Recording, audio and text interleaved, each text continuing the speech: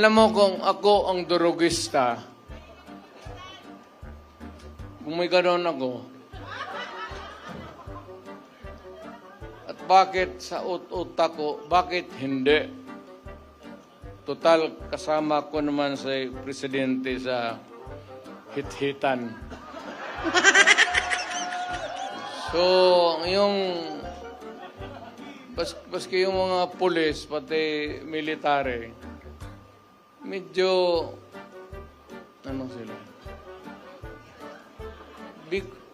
Because of the incongruity. Hindi magkasya eh.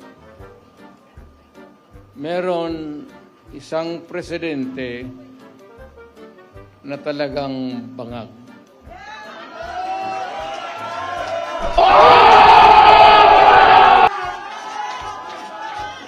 Hindi naman buang.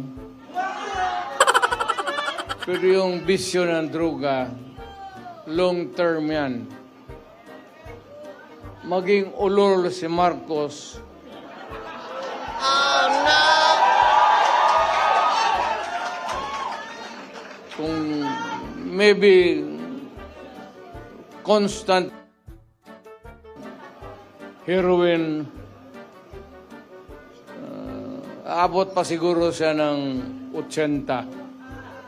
Pero pagdating sa panahon na yan, hindi na siya gumagalaw.